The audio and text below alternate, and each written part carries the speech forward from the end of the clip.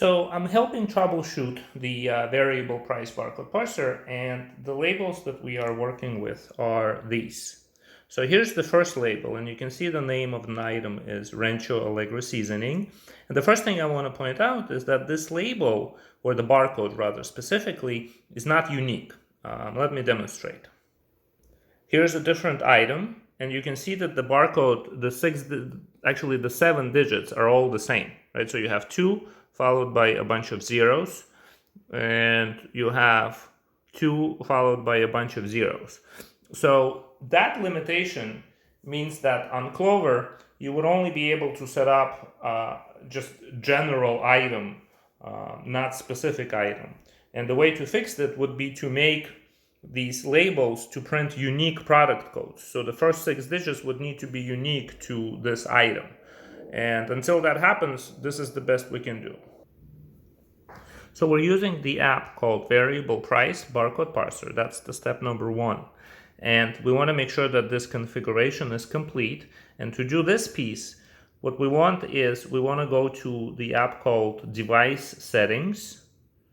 Here it is. It'll be called either Settings or Device Settings. And we want to navigate to Accessibility. And in Accessibility, we'll see Variable Price Barcode Parser, and we'll need to turn it on and say Use Services, like that. You might actually get prompted to enter your passcode to confirm, and that would take care of the settings. So now if we go to the Variable Price Barcode Parser, we'll see that configuration is complete and that app is ready for use. The next thing we need to do is adjust the barcode settings, because this item here has a 2 and then followed by 6 zeros. So what we want to do is ignore the 2. And to do that, we're going to put the setting on number 3. I'm going to try with the 3 first. So I'm going to go ahead and hit save.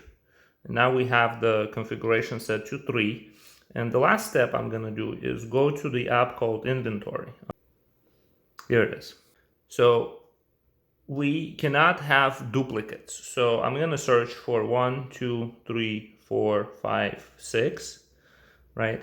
And I only have this item come back as a search result. So we're going to make this general item, like that. All right. And we want to make sure that the item is set to variable price, like that. And in the product code, we need to have 6 digits, which are going to be all zeros. That's basically it with the setup. So we have this item now, and so we can go ahead and give it a try. I'm going to go ahead and open the app called Register. There it is. And what we need to do now is just scan this item. And this is the button that will turn the camera on. And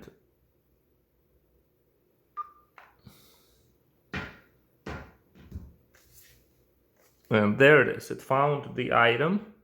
Okay, review the order. And it found it as 789. 789. Okay, and that's basically how you set it up. Again, you want to make sure that in Variable Price Barcode Parser, the barcode setting is set to number 3. Thank you.